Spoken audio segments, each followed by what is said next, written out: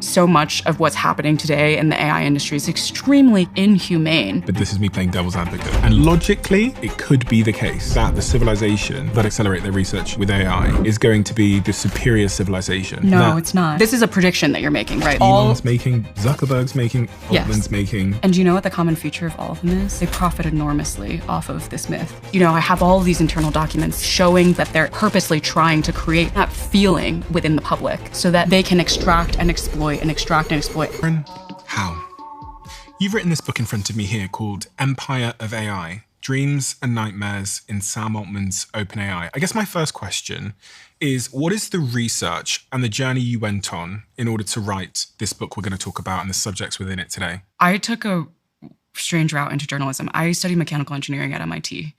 And so when I graduated, I moved to San Francisco. I joined a tech startup. I became part of Silicon Valley. And I basically received an education in what Silicon Valley is about, because a few months into joining a very mission-driven startup that was focused on building technologies that would help facilitate the fight against climate change, the board fired the CEO because the company was not profitable.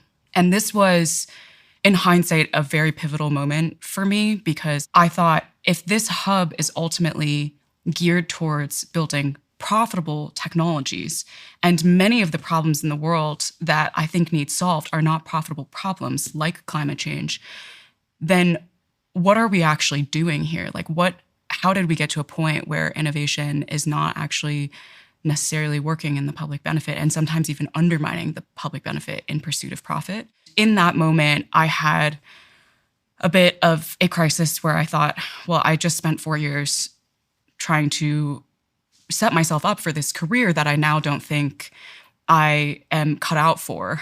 And I thought, well, I might as well just try something totally different. I've always liked writing. And that's how, after 2 years, I landed at a role at MIT Technology Review covering AI full-time. And that gave me a space to then explore all of these questions of who gets to decide what technologies we build, how does money and ideology also drive the production of those technologies, and how do we ultimately make sure that we actually reimagine the innovation ecosystem to work for a broad base of people all around the world. And so that is kind of how I then set off on this journey of ultimately writing a book. I didn't realize that I was working towards writing a book, but starting in 2018 when I took that job was essentially the moment in which I began researching the story that I document in it. Very timely time to start working in artificial intelligence. For anyone that doesn't know, this is pre-OpenAI ChatGPT launch moment that shook the world. But in writing this book, you interviewed a lot of people and went to a lot of places. Can you give me a flavor of how many people you've interviewed, where it's taken you around the world, etc.? I interviewed over 250 people, so over 300 interviews. Over 90 of those people were former or current OpenAI employees and executives. So the book covers the inside story of OpenAI's first decade and how it ultimately got to where it is today. But I didn't want to write a corporate book. I felt very strongly that in order to help people understand the impact of the AI industry, we would also have to travel well beyond Silicon Valley. These companies tell us that AI is going to benefit everyone, and that's their mission.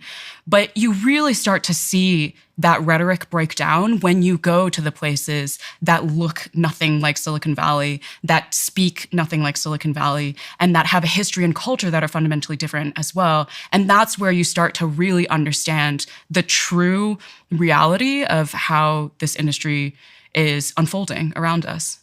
Karen, I often try and steer conversations, but in this situation, I feel like it's probably my responsibility to follow. So with that in mind, I'm going to ask you, where does this journey begin and where should we be starting if we're talking about the subjects of empire of AI, AI generally, artificial intelligence? And also I'd say one thing I'm really keen to do in this conversation, which is I often see in conversations is left out, is let's assume that our viewers know nothing about AI. Yeah. So they don't know what scaling laws are or GPUs or compute or whatever. And let's try and keep this as simple as we possibly can in terms of language, or explain all the complicated language so that we can bring as much people with us as we possibly can. Yes. Where should we start? I think we should start with when AI started as a field. So this was back in 1956. And there were a group of scientists that gathered at Dartmouth University to start a new discipline, a scientific discipline, to try and chase an ambition. And specifically, an assistant professor at Dartmouth University, John McCarthy, decided to name this discipline artificial intelligence. This was not the first name that he tried. The previous year, he tried to name it automata studies.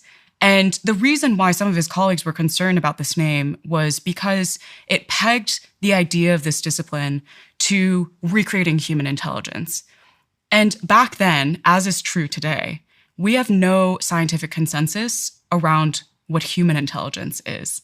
There's no definition from psychology, biology, neurology, and in fact, every attempt in history to quantify and rank human intelligence has been driven by nefarious motives. It's been driven by a desire to prove scientifically that certain groups of people are inferior to other groups of people. There are no goalposts for this field, and there are no goalposts for the industry when they say that they are ultimately trying to recreate AI systems that would be as smart as humans. How do we even define what that means? And when are we going to get there if we don't know how to define the destination? And what that effectively means is that these companies can just use the term artificial general intelligence, which is now the term to refer to this ambitious goal to recreate human intelligence. They can use it however they want to, and they can define and redefine it based on what is convenient for them. So in OpenAI's history, it has defined and redefined it many times. When Sam Altman is talking with Congress, AGI is a system that's going to cure cancer, solve climate change, cure poverty. When he's talking with consumers that he's trying to sell his products to, it's the most amazing digital assistant that you're ever going to have. When he was talking with Microsoft, in the deal that OpenAI and Microsoft struck, where Microsoft invested in the company, it was defined as a system that will generate $100 billion of revenue. And on OpenAI's own website, they define it as highly autonomous systems that outperform humans in most economically valuable work. This is not a coherent vision of one technology. These are very different definitions that are spoken out loud to the audience that needs to be mobilized to ward off regulation or get more consumer buy-in into the industry's quest, or to get more capital, more resources for continuing on this journey with ambiguous definitions. I mean, speaking about different definitions through time, in 2015, in a blog post that Sam Altman wrote before OpenAI was officially announced, he explicitly outlined the existential risk by saying, development of superhuman machine intelligence is probably the greatest threat to the continued existence of humanity. There are other threats that I think are more certain to happen, for example, an engineered virus. But AI is probably the most likely way to destroy everything. In general, when Altman is writing for the public or speaking for the public, he does not just have the public as the audience in mind. There are other people that he is trying to motivate or mobilize when he says these things. And in that particular moment, Altman was trying to convince Elon Musk to join him on co-founding OpenAI. And Musk, in particular, was spending all of his time sounding the alarm on what he saw as a huge existential threat that AI could pose. And so in that blog post, if you look at the language that Altman uses side by side with the language that Musk was using at the time, it mirrors all the things that Musk was saying. It's identical. Yeah. I mean, 10 years ago, Musk was going on podcasts saying, tweeting, whatever, that the greatest existential risk to humanity was AI. Yeah. And so, his parenthetical, there are other things that might actually be more likely to happen, like engineered viruses. It's because up until then, Altman had been talking just about engineered viruses. And so now that he needs to pivot to speak to an audience of one, to Musk, he needs to kind of resolve the contradiction between what he's now elevating as his new central fear to be the same as Musk's new central fear with what he had previously been saying. So that's why he's like, I think this is now, even though before I said this. And are you saying that Sam Altman manipulated Musk? Because Elon did end up donating a huge amount of money to OpenAI and co-founding it, I believe. with Sam Altman. Elon Musk did end up co-founding it with Altman. And certainly from Musk's perspective, he does feel manipulated because he feels like Altman was engineering his language in a way that would make Musk trust him as a partner in this endeavor. And of course, then Musk leaves, and through some of the documents that came out during the lawsuit that Musk and Altman are engaged in now, it has become clear that there was a degree to which Musk was actually muscled out a little bit. And so that's why he's left with this very intense personal vendetta against Altman, saying that somehow Altman tricked him into being part of this. So in 2015, Sam Altman is writing these blog posts saying this is, one of the greatest existential threats. At the same time, in 2015, Musk is doing some very famous speeches at the time at MIT. He said that AI was the biggest existential threat and compared developing AI to summoning the demon. And what you're saying here is you're saying that Sam Altman was just mirroring the language that Elon was using to get Elon involved in OpenAI.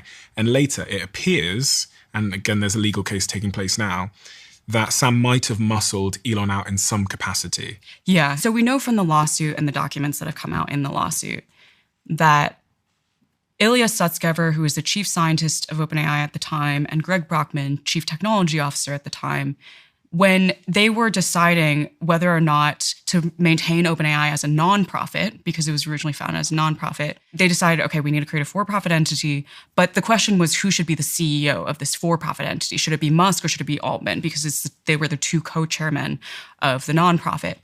And in the emails, it became clear that Ilya and Greg first chose Musk to be the CEO. But through my reporting, I discovered that Altman then appealed personally to Greg Brockman, who was a friend of his that they'd known each other for many years through the Silicon Valley scene, and said, don't you think that it would be a little bit dangerous to have Musk be the CEO of this company, this new for-profit entity? Because, he's a famous guy. He has a lot of pressures in the world. He could be threatened. He could act erratically, he could be unpredictable. And do we really want a technology that could be super powerful in the future to end up in the hands of this man? And that convinced Greg. And Greg then convinced Ilya, I think there's a point here. Do we really want to give this much power to Musk? And that is why Musk then leaves, because then the two switch their allegiances. They say, actually, we want Altman to be the CEO. And then Musk is like, if I'm not CEO, I'm out. So it sounds like Sam, again, managed to persuade someone to do something. Mm-hmm. I guess this begs the question, what do you think of Sam Altman? I think he's a very controversial figure. You did an interesting pause. It's a pause where someone tries to select their words. Well, carefully. this is what's so interesting about those interviews is people are extremely polarized on Altman. No one has in-between feelings about him. Either they think he's the greatest tech leader of this generation, akin to the Steve Jobs of the modern era, or they think that he's really manipulative and an abuser and a liar. And what I realized, because I interviewed so many people, is it really comes down to what that person's vision of the future is and what their goals are. So if you align with Altman's vision of the future, you're going to think he's the greatest asset ever to have on your side, because this man is really persuasive. He's incredible at telling stories. He's incredible at mobilizing capital, at recruiting talent, at getting all the inputs that you need to then make that future happen. But if you don't agree with his vision of the future, then you begin to feel like you're being manipulated by him to support his vision, even if you fundamentally don't agree with it. And this is the story especially of Dario Amodei, CEO of Anthropic, who was originally an executive at OpenAI. So for people that don't know, Dario now runs Anthropic, which is the maker of Claude. A lot of people probably are more familiar with Claude. Yeah. And it's one of the biggest competitors to OpenAI. And Amodei, at the time when he was an executive at OpenAI, he thought that Altman was on the same page with him And then over time began to feel that Altman was actually on exactly the opposite page of him, and felt that Altman had used Amade's intelligence, capabilities, skills to build things and bring about a vision of the future that he actually fundamentally didn't agree with. And so that's why people end up with this bad taste in their mouths. And so, I've been covering the tech industry for over 8 years and covered many companies. I've covered Meta, Google, Microsoft, in addition to OpenAI. And OpenAI and Altman it's the only figure that I've seen this degree of polarization with, where people cannot decide whether he's the greatest or the worst. You mentioned Dario there, and what I found really interesting is to look at how people's quotes evolve over time with their incentives. So I was looking at all of the things they've said on the record, on podcasts, in their blog posts, to see how it's evolved over time. And Dario, who was the former VP of Research at OpenAI and has now moved on to Anthropic, who are taking a slightly different approach to developing AI, said back in 2017, while he was still at OpenAI, that, this is a quote, "I think at the extreme end is the Nick Bostrom style of fear that an AGI could destroy humanity. I can't see any reason in principle why that couldn't happen. My chance that something goes really quite catastrophically wrong on the scale of human civilization might be somewhere between 10% and 25%. And also you mentioned Ilya, who was a co-founder of OpenAI and then left. I guess the first question I'd ask is, why did Ilya leave? It's a great question. So he was instrumental in trying to get Sam Altman fired.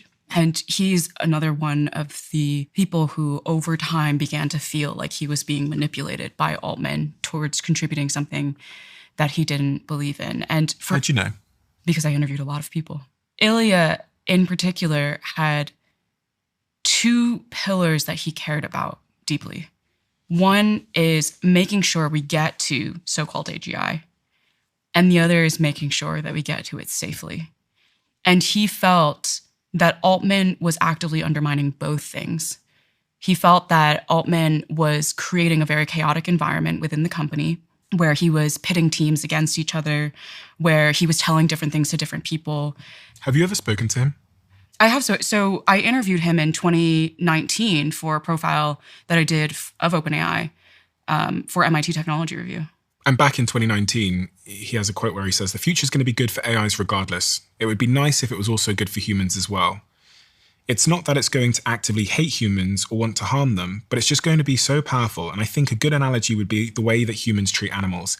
It's not that we hate animals. I think humans love animals, and I have a lot of affection for them. But when the time comes to build a highway between 2 cities, we are not asking the animals for permission. We just do it because it's important to us. And I think by default, that's the kind of relationship that's going to be between us and AI, which are truly autonomous and operating on their own behalf." And that was in 2019, the year that you interviewed him.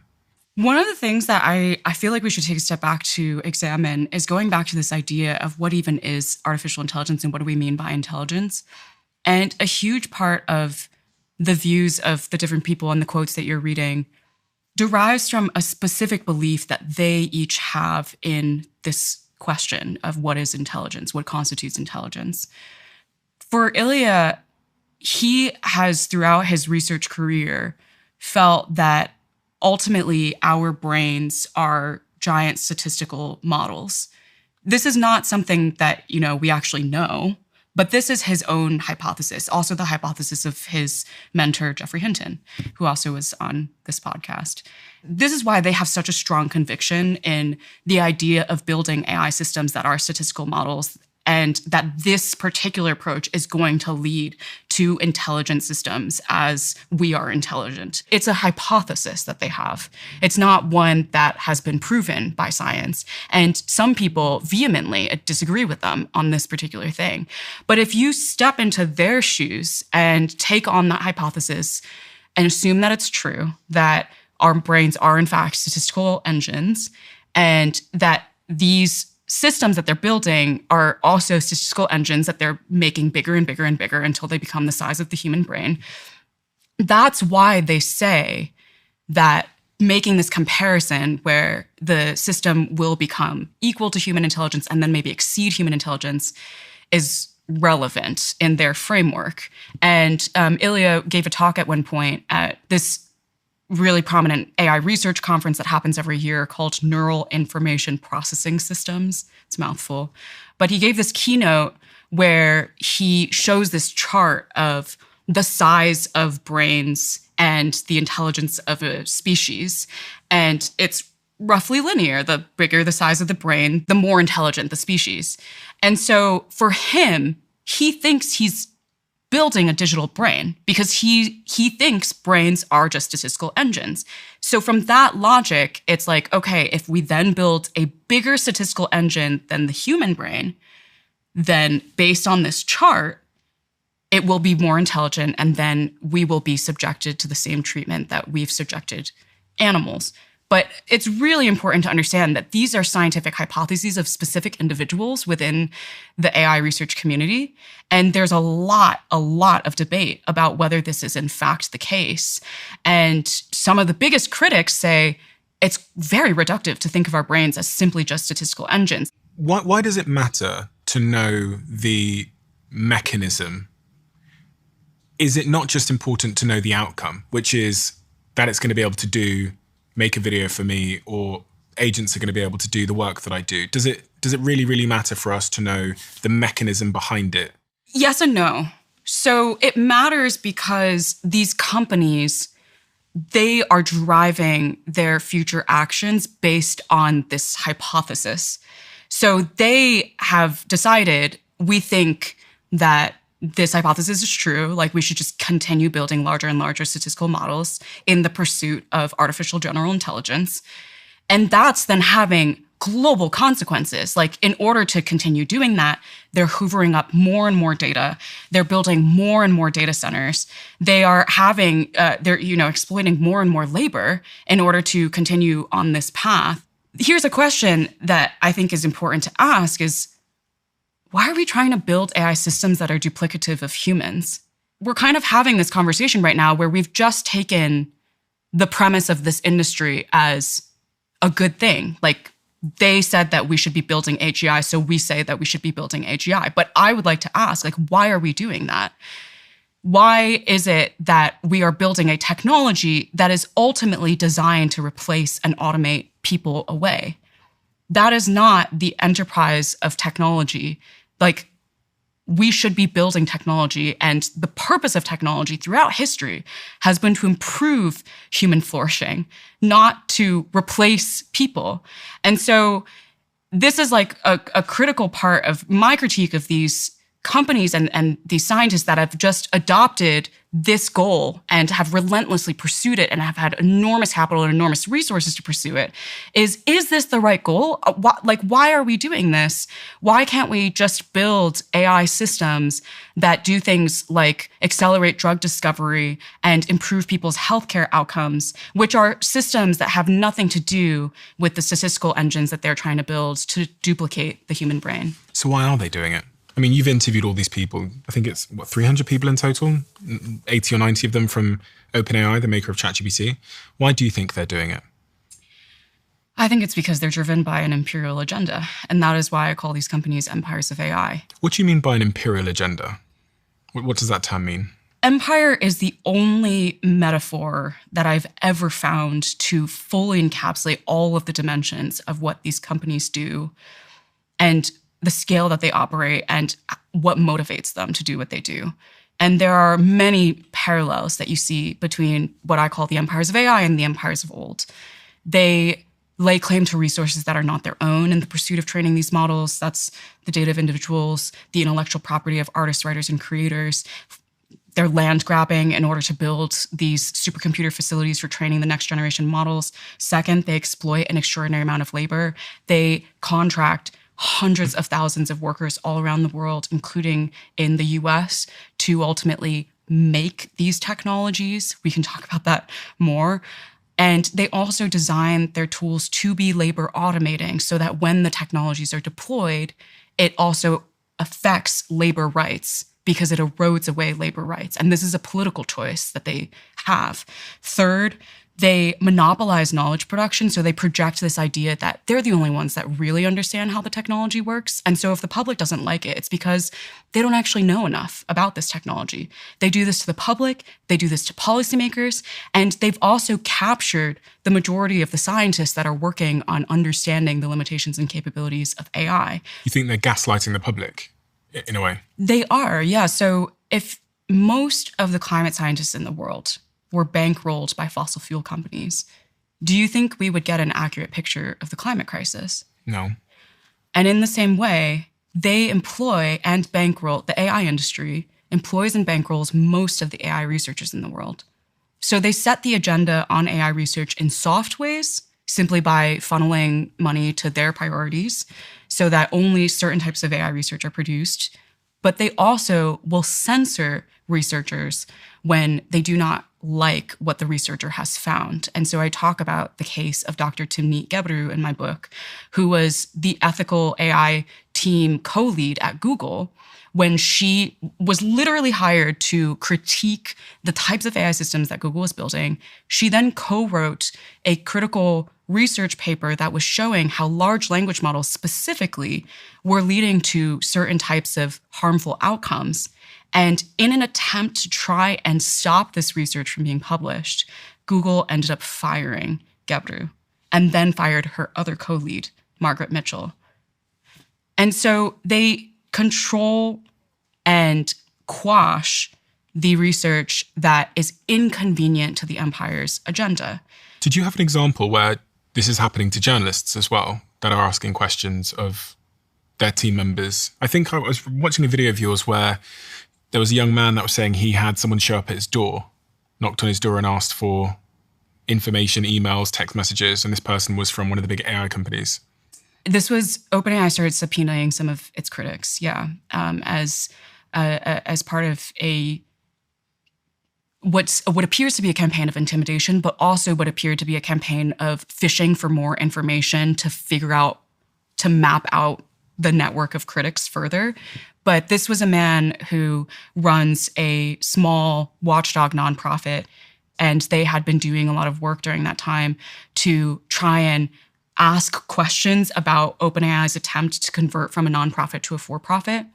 Ultimately, OpenAI was successful in that conversion, but during the period where it was sort of existential for OpenAI to complete this conversion, there were a lot of civil society groups and watchdog groups like Midas who were trying to prevent the process from happening in the dead of night. They were trying to get more transparency. They were trying to have more public debate about this because it's unprecedented. And it was then that there was a knock on his door and he was served papers. What do the papers say? The papers asked him to reproduce every single piece of communication that he had that might have involved Musk. So this was like the strange paranoia that OpenAI had, that Musk was somehow funding these people to block the conversion. None of them were actually funded by Musk. So in this particular case, the request, he simply was just answered, I don't have any documents because this doesn't exist. So going back to this point of empires, you were saying that one of the factors of an empire is a land grab. And then the next one was labor exploitation. Labor exploitation. The third one, controlling knowledge production. And one of the other ones that's really important to understand about the AI empires in particular is empires always have this narrative that they say to the public, like, we're the good empire. And we need to be an empire in the first place because there are also bad empires in the world. And if you allow us to take all the resources and use all of the labor, then we promise we will bring you progress and modernity for everyone. Mm-hmm. We will bring you to this utopic state akin to an AI heaven. But if the evil empire does it first, we will descend into a hell. And the evil empire being, in this case? In this case, most often it's China. But actually in the early days, OpenAI evoked Google as the evil empire.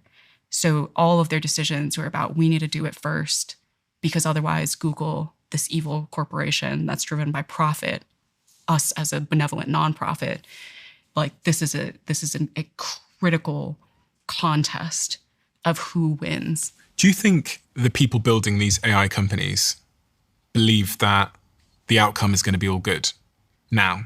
Do you think they think that it's going to serve everyone, it's going to be the age of abundance, everything's going to go well? What do you think they believe? What do you think Sam believes? So this is so funny, is such a core part of the mythology that they create around the AI industry includes the belief that it could go very badly.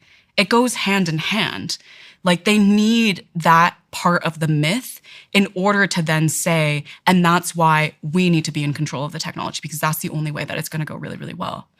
And Altman has said publicly, the worst case, lights out for everyone. But best case, we cure cancer, we solve climate change, and there's abundance. And Dario Amodei, same kind of rhetoric. It's like, worst case, catastrophic or existential harm for humanity. Best case, mass human flourishing.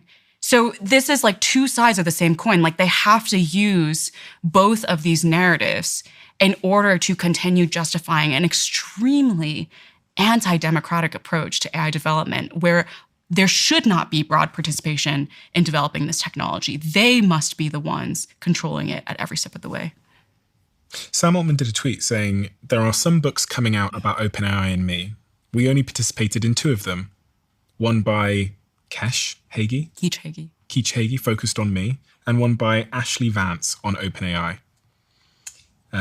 He went on to say, "No book will get everything right, especially when some people are so intent on twisting things. But these 2 authors are trying to." You quote retweeted that tweet from Sam Altman, and you said, "The unnamed book, Empire of AI, is mine." Do you believe that tweet from Sam Altman was in reference to your book? 100%, because there's only 3 books coming out about him. And he'd caught wind that your book was coming out, and he knew my book was coming out because I had contacted OpenAI from the very beginning of my process and said, "I'm working on a book now. Will you participate in it?" And actually, initially, they said yes, even though, so my history with OpenAI, I profiled the company for MIT Technology Review. I embedded within the office for 3 days in 2019. My profile comes out in 2020. The leadership are very unhappy. And in my book, I actually quote an email that I received that Sam Altman sent to the company about my profile saying, "Yeah, this is not great." And from then on, the company's stance to me was, "We are not going to participate in anything that you do. We are not going to respond to anything, any of the questions that you receive." And this was, this was things that they explicitly articulated. It wasn't like me inferring. So I had a colleague at MIT Technology Review that also covered AI. And at one point, OpenAI sent him this press release being like, "We would love for you to cover this story." And he was like, "I'm really busy. Will you send it to Karen?" And they were like, "Oh no, we have a history, you understand." And so for 3 years, they refused to talk to me. But then I ended up at the Wall Street Journal, where if they felt a bit compelled, because it was the Journal, to reopen the lines of communication. And so I started having, more dialogue with them. Every time I wrote a piece, I would always send them, "Here's my request for comment." I would always ask them, like, "Will you sit for interviews?" And we did get to a more productive relationship. And then I embarked on the book. So I left the Journal to focus on the book full time. And I told them right away, "I'm working on this book. I want to continue this productive conversation where I make sure I reflect OpenAI's perspective in the book." And so they were like, "We can arrange interviews for you. You can come back to the office. We'll set up some conversations." And then as we were going back and forth on this, the board fires Sam Altman. And that's when things started going kind of south, because the company started becoming very sensitive to scrutiny. And so then they started kicking the can down the road. And I kept saying, "Hey, when are we rescheduling this? What's going on?" And then I get an email saying, "We are not going to participate at all. You are not coming to the office. You're not doing interviews." And I had actually already booked my tickets. So I was already going to fly to San Francisco to have the interviews. And so then I told them, I was like, "That's fine. I will still engage in the process where I'll give you extensive requests for comment. As through my reporting, I'll keep you updated on all the things that I'm finding so that you can choose to still comment. I gave them 40 pages of requests for comment, and I gave them over a month to respond to all of that. So this was when the tweet came out, was we were doing all this back and forth, and that's when Altman tweeted this. And they never responded to a single one of the 40 pages. Sam Altman does a lot of interviews. Yeah. You know, he's doing a lot of interviews all the time. He's done every podcast. I've seen him on everything from Tucker Carlson to, I think he's done Theo Von, Joe Rogan, podcasts all over the world. I wonder why he won't do mine. Well, maybe. I don't know why. I don't know. I think I'm fair with everyone. I just ask questions I genuinely care about. I don't come in with huge preconceptions, or at least meet people for the first time. But I've heard through the grapevine that he doesn't want to do mine. I mean, going back to what you were saying earlier, that with the way that OpenAI and these companies control research, you asked, do they also do this with journalists? I mean, yes, the answer is yes. And apparently they also do it with anyone who has, a broad mass communications platform. It's not just about the conversation that you're going to have with them. It's about who you also choose to platform. And there's this huge problem in technology journalism where companies know that a really big carrot that they can give to technology journalists is access. Yeah. And they will withhold that access at the drop of a hat if they catch wind that you're speaking to someone that they didn't want you to speak to.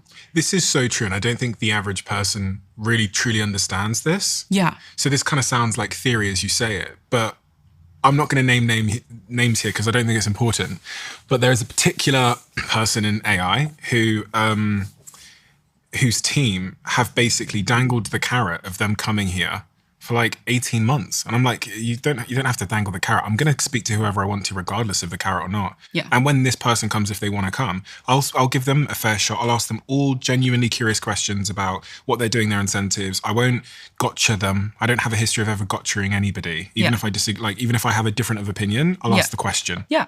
But they dangle carrots and they say, Yes. well, if he's thinking about it, let's think about a date. And what the strategy is, and I don't think they think most people don't understand, is if we just dangle it for long enough, then they will perform in the way that we want them to do, and they'll be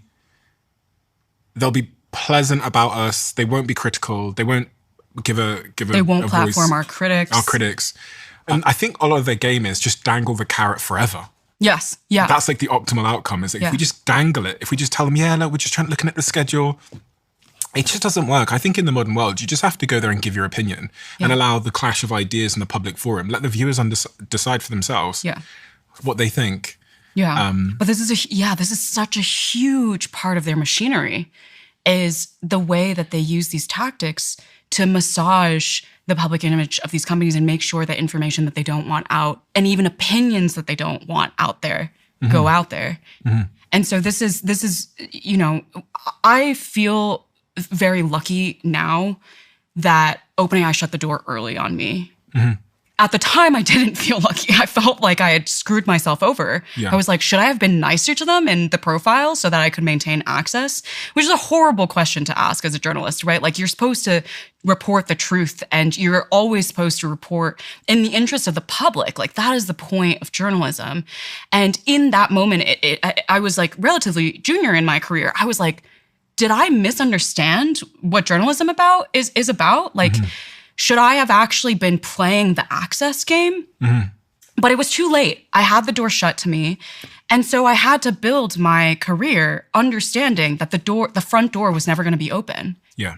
And that actually really strengthened my own ability to just tell it like it is. Be objective. And just report what I see are the facts being presented to me, irrespective of whether the company likes it or not.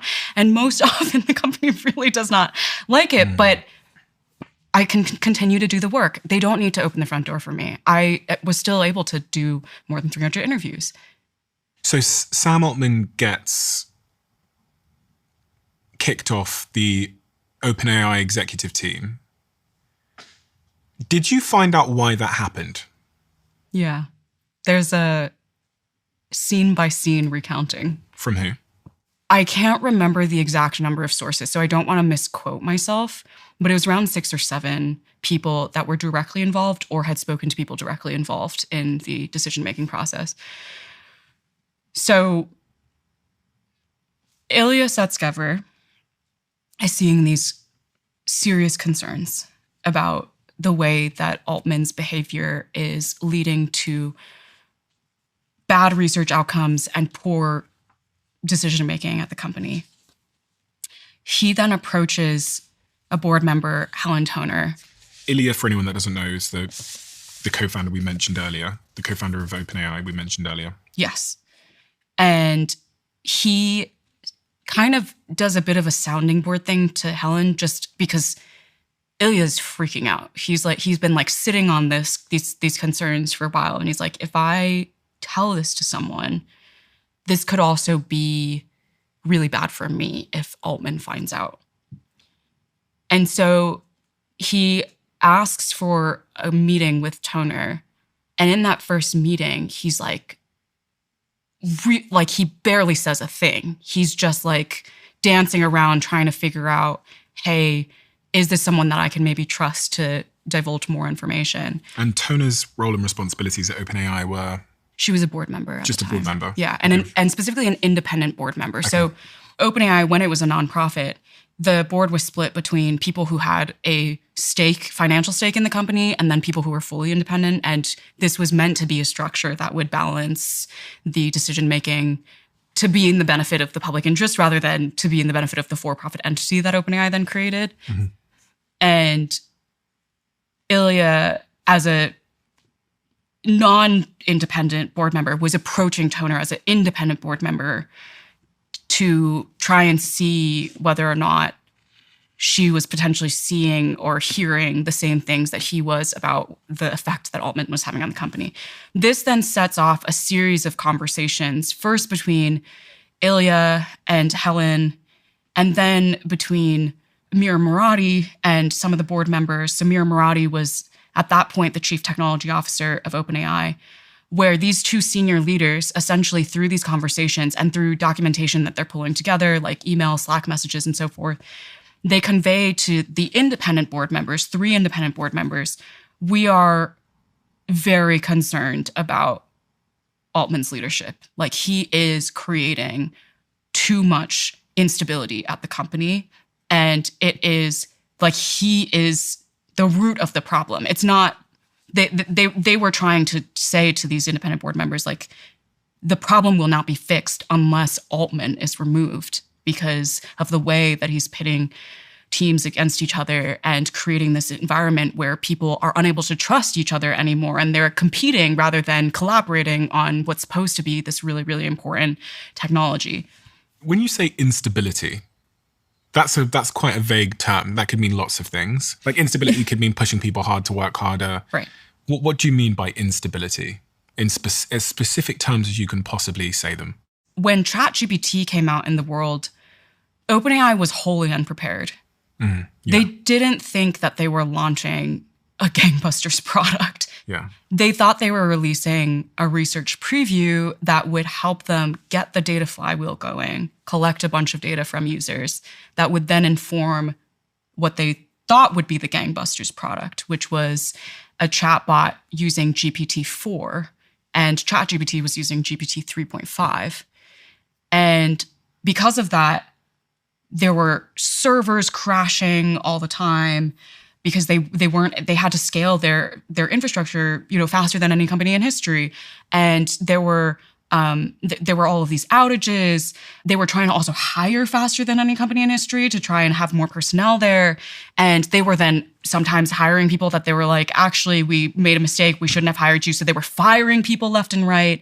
And people were just disappearing off of Slack. And that's how their colleagues would learn that they were no longer at the company.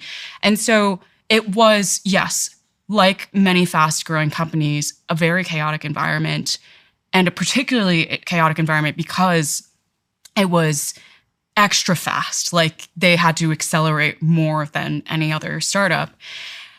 And on top of that, Mira Murati and Ilya Sutskever felt that Altman was making it worse. Like he was not actually effectively ameliorating the circumstances of the chaos. He was actually sowing more chaos, getting these teams to be more divided.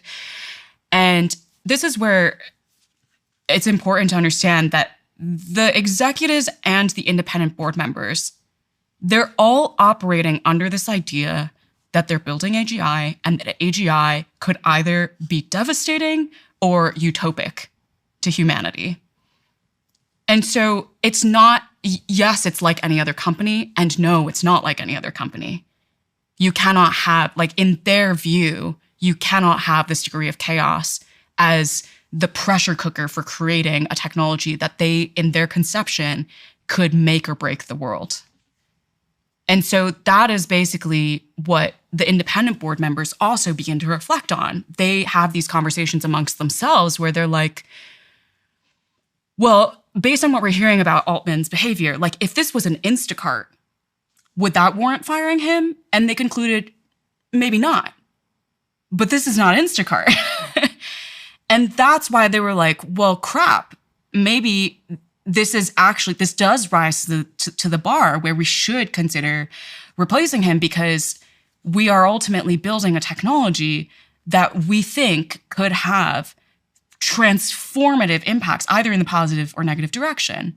And so that is what happens. It's like these two executives, and then the independent board members also, they were hearing other feedback as well from their connections within the company, with other people in the industry. At one point, Adam D'Angelo, who is one of the independent board members and the CEO of Quora, which is a tech startup in the Valley, he is at a party in San Francisco, and he starts to hear some of these rumors that there's something weird about the way that OpenAI has structured its OpenAI Startup Fund, which was this fund that the company had created to start investing in other startups. Mm-hmm. And he realizes they'd never really seen documentation about how the startup fund had been set up from Altman. And finally, they get the documents, and it turns out that OpenAI Startup Fund is not OpenAI's startup fund. It's Altman's startup fund. And this was something, like one of several experiences that the independent board members were also having, where they're like, there's something not right about the fact that there continuously are inconsistencies between the way that Altman is portraying what is being done versus what is actually being done. And so when these two executives approach the board, or the independent board members, then they're like, okay, this lines up with also the experiences that we've been having. And at that point, they then have this series of very intense discussions where they're meeting almost every day, talking about, should we actually really consider removing Altman? And in the end, they conclude, yes, we should. And if we're going to do it, we need to do it quickly, because they were very concerned that the moment that Altman found out, his persuasive abilities would make it impossible to do. And so they end up firing Altman without telling anyone. They don't talk to any stakeholders to get them on the same page. Microsoft gets a call right before they execute the action saying, we're going to fire Altman. And Microsoft, for anyone that doesn't know, are a lead investor in OpenAI at the time. Yes. One of the only investors in OpenAI at the time. And that is what then devolves the whole thing, because every single person that is affected by this decision is now extremely angry that they were not involved. And that is what then creates this campaign to bring Altman back. And then Altman is reinstalled as CEO days later.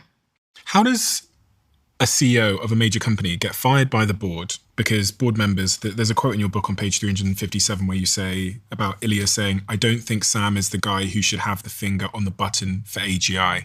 Now, I ask myself this question. I work with lots of people here. We have 150 people that work in this business. And those people know me best. Yeah. They see me on camera. They see me off camera. So if they said that we don't think Stephen is the right person to host the Diary of a CEO, for example, yeah, it would take a lot for them to say that. Yeah. They must have seen some shit off camera for them to go, we don't think he's the right person to be on camera. Yeah. Or for whatever reason. And in the case of AI, which is much more consequential than a podcast that is, filmed in my old kitchen, it almost sends a chill down one's body to think that the co-founder of a business has gone to the board and said, this isn't the guy to lead this consequential technology. And it wasn't technology. just Ilya. Mira Murati then also said, I don't think Altman is the right guy. And then they both left later. So then Altman comes back, and lo and behold, Ilya never comes back. So his concerns about the fact that Altman finding out would be bad for him manifested. He ended up not coming back, and Mira Murati then left shortly thereafter. Quite a lot of these people leave, don't they? OpenAI. They do. So if you consider one of the origin stories of OpenAI is this dinner that happened at the Rosewood Hotel, which is a very swanky hotel right in the heart of Silicon Valley, that was one of Elon Musk's favorites whenever he was coming up from LA to the Bay Area. And there was this dinner that was there where Altman was intending to recruit the OG team that would start OpenAI. So he's kind of telling everyone, you might have a chance to meet Musk because Musk is going to come to this dinner, and he cold emails Ilya and gets Ilya to then come and Ilya specifically wants to come because he wants to meet Musk. And he also emails all these other people, including Greg Brockman, Dario Amodei. These are all people that ended up working at OpenAI. And they all, almost all of them, not every one of them, but almost all of them end up working at OpenAI. And leaving. Almost all of them end up leaving, specifically after they clash with Altman. And Ilya, he left and launched a company called Safe Superintelligence. Yeah. Which is, that's an indirect if I've ever heard one. Do you know what I mean? Do you know what I mean? If someone co-founded this podcast with me and then they left and started a podcast called Safe Podcasting, I'd take that as a slight. I'd have people knocking on their door and asking for their texts. One of the things that is happening here is it is not a coincidence that every single tech billionaire has their own AI company. Mm-hmm. They want to create AI in their own image. And that's why they keep not getting along. And in fact, it's not just don't get along. They end up hating each other after working together, and then splinter off into their own organizations. So after Musk leaves, he starts XAI. After Dario leaves, he starts Anthropic. After Ilya leaves, he starts Safe Superintelligence. After Mira leaves, she starts Thinking Machines Lab. They want to have control over their own vision of this technology. And the best way that they have derived from their experiences of trying to put their vision into the arena is by creating a competitor and then competing with OpenAI and with all of the other companies out there. Do you think some of these AI CEOs realize that they are quite literally summoning the demon, as Elon said 10 years ago, but they don't really care because being the person that summoned the demon makes you consequential and powerful and historical, even if the outcome is potentially horrific, even if there's like a 20% outcome of it being horrific. I remember, I think it was Dario, he's the one that said there's somewhere between a 10% and 25% chance of things going catastrophically wrong on the scale of human civilization. 25% is a 1 in 4 chance. If you put bullets in a 4-chamber revolver and said, Stephen, the upside is you could become a multi-gazillionaire and be remembered forever. The downside is that there would be a bullet in your head. There is no chance that I would take that bet with a 25% potential chance of things going catastrophically wrong. So I have a very long answer to this because do they know if they're summoning the demon? It really depends on what we define as summoning the demon. And in this particular case, to go back to what we were saying before, there's a mythology that the AI industry uses where summoning the demon is an integral part of convincing everyone that therefore they can be the only ones that are developing this technology. I got it. So on one end, you've got to say, if we don't, China will. And that's terrible. Yeah. But if we let anyone else do it other than me, then we're fucked as well.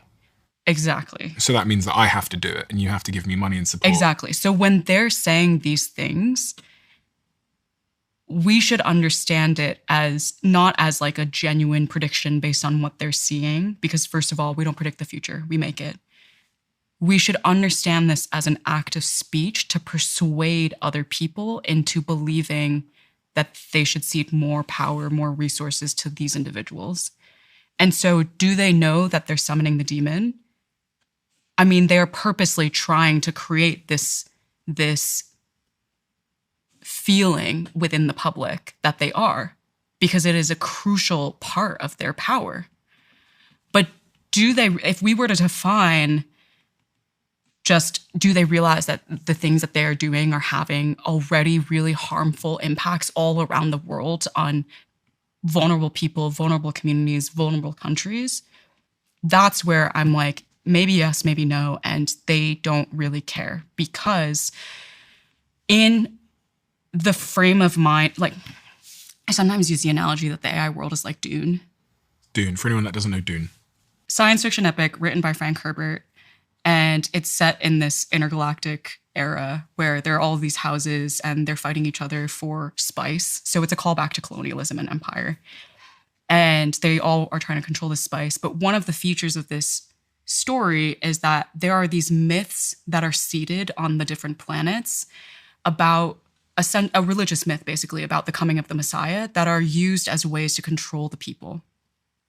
And Paul Atreides, when he arrives at the planet Arrakis with the intention of trying to then fight against the Empire and avenge his father's death, he steps into a myth that has been seeded on this planet that says that one day there will be a Messiah that comes and saves the planet. So he steps into the role of the Messiah and leans into this idea in order to better control the people and rally them behind him as a leader to help with this quest. He knows that it's a myth in the beginning, but because he lives and breathes and embodies it, it kind of starts to blur in his mind whether this is really a myth or whether he's really the Messiah. And this is what I think happens in the AI world. On one hand, there are all these executives that actively engage in myth making because, I have all these internal documents that I write about in the book where they are very keenly aware of how to bring the public along with them by showing them dazzling demonstrations of the technology, by crafting a mission that will sound really good and make people give more leniency to their companies. So they know they're doing the myth making. And also, I think many of them lose themselves in the myth because they have to live and breathe and embody it day in and day out. And so when, Dario says he thinks that 10 to 25% of the future could be catastrophic or whatever, the probability is 10 to 25%, he is actively engaging in the myth making, but also he's losing himself in the myth. Like, I think if you were to ask him, do you genuinely believe that? He would be like, yes, I genuinely believe that. Because there's been a blurring of when he's saying something just to say something versus when he actually believes what he's required to believe in order to then continue doing the things that he's doing. And this is the whole psychology of cognitive dissonance, right? Where the brain struggles to hold two conflicting worldviews at the same time. So it's incentivized or it endeavors to dismiss one. So if you wanted to be a healthy person but also a smoker, and I pointed out that smoking's bad for you, the first words out of your mouth are going to be yes, but smoking helps me with stress. Yeah. Or, yes, but I only do it when. And I think, I don't know, I kind of see that at the moment because these companies have to raise extortionate, like huge amounts of money to fund their AI research, and they're building out all of these data centers. So when they're out in the public, they're always fundraising. All of these major companies are fundraising all the time at the moment. So you can't be fundraising and saying, I'm going to destroy your children's future, potentially. There's a 25% chance that your children aren't going to have a great life.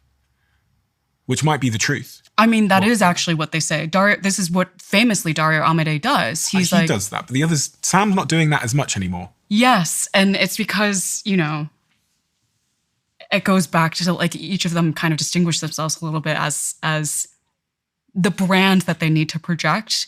Do you think any of them have a stronger moral compass than others? Because I think Dario often gets the credit for having more of a backbone and being more conscious of implications.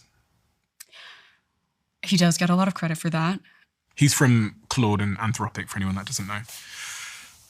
I don't think it truly matters, the answer to that question, because to me, even if you were to swap all of the CEOs for someone that people would say is better at running these companies, it doesn't fix the problem that I identify in the book, which is that there is a system of power that has been constructed where these companies and the people running these companies get to make decisions that affect billions of people's lives around the world. And those billions of people do not get any say in how it goes. Those people, they can go to the polls, right? So if the public are sufficiently educated, they can go to the polls and pick a leader that says they're going to legislate or pass laws or try and pass laws. Yes. But at the speed and pace at which these companies operate and at the sheer scale and size, they're able to also spend extraordinary amounts of money, hundreds of millions in this upcoming midterms, to try and kill every possible piece of legislation that gets in their way and craft legislation that would codify their advantage. And so to me, I think sometimes as a society, we obsess a little bit with, are these leaders good or bad people? Mm-hmm. And to me, the bigger question is the governance structure that we've created a sound one or that allows broad participation, or an anti-democratic one that has consolidated this decision-making power in the hands of the few?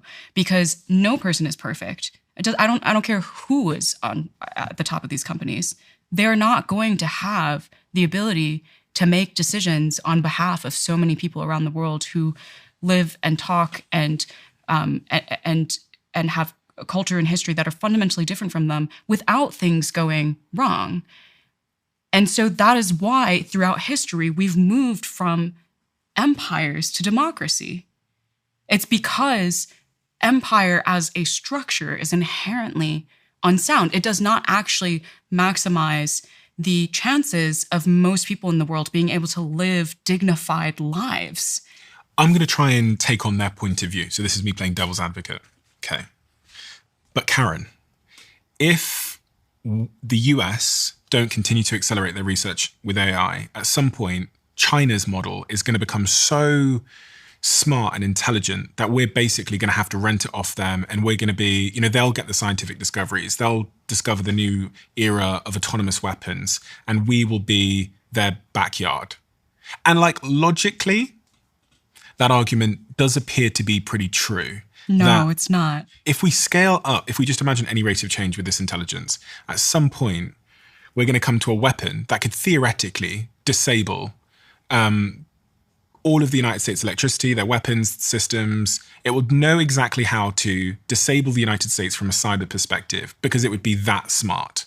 All you've got to imagine is any rate of improvement over any period, any sort of a long period of time. So this is a theory that might be true. And if it's true... any theory might be true. but again, going to this point of even if it's a small percentage, it's worth paying attention to on the other side of the foot. This is a theory that people talk about. It could be the case that the most intelligent civilization is going to be the superior civilization.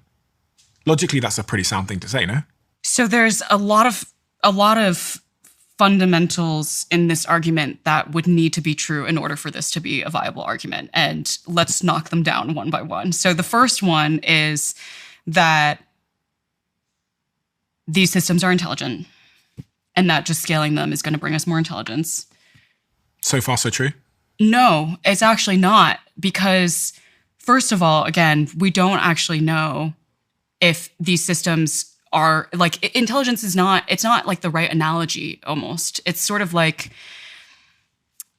is a calculator can do math problems faster than a human. Does that make it intelligent? It has a narrow intelligence because it's solving a narrow problem, which is like 1 + 1 = 2.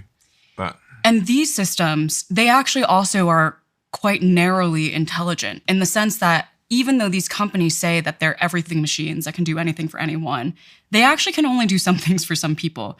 This is like the jagged frontier of these AI models. Like some of the capabilities are quite good, other capabilities are not that good. You know why that happens? It's because the company can only focus on advancing certain types of capabilities. It can't literally focus on advancing all types of capabilities. They have to actually set their mind to advancing a certain, by gathering the data that is needed for that capability, by taking, getting a bunch of human contractors to annotate and train the model to do that exact thing.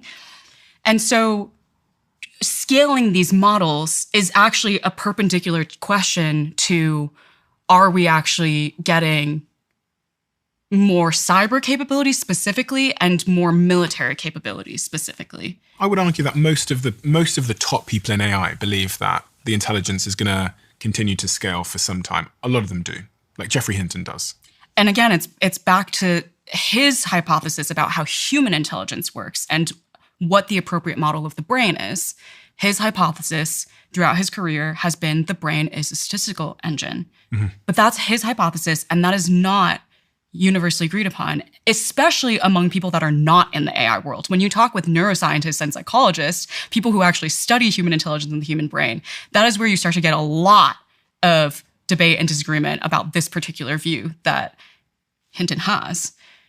And so this is kind of like one of the things is like AI is already being used in the military and has been used in the military for a long time, but specifically accelerating large language models isn't just the only path for getting military capability. Like the companies would have to choose to specifically pick military capabilities to accelerate, not just like general intelligence. It's like, you know what I'm saying? Like they create this myth that they are actually pushing the frontier of all of the capabilities of the model. But that's not what's actually happening internally. And I had hundreds of pages of documents on like how they were specifically training models. They pick what capabilities they want to advance. And you know how they pick them? It's based on which industries would be able to pay them the most money for their services. So they pick finance, law, medicine, healthcare, commerce. It's not actually intelligent like a baby, where the more that the baby grows up, they start having this like these general abilities. I think I have jagged intelligence. I'll be honest. I wasn't going to say it, but I think I know a little bit about. I know a lot about a little bit. Yeah, things. but you also have the capability to learn and acquire knowledge by yourself, and you also have the ability to choose what you're going to learn and acquire by yourself. It's not easy, and it takes a lot more time than these models. It seems. Less compute, but... And you can learn how to drive in one place and then immediately know how to drive in another place. These models cannot do that. Every time a self-driving car is shifted to another location, it has to completely retrain on that location. It's like all the self-driving cars. I mean, we're sitting in Austin right now, and there's all these self-driving cars that are driving through Austin. But when one of them learns, they all learn, it's just because it's an operating system that has an AI model as part of it, and you're training the AI model, and then you deploy that AI model across all of the self-driving cars. Which is a big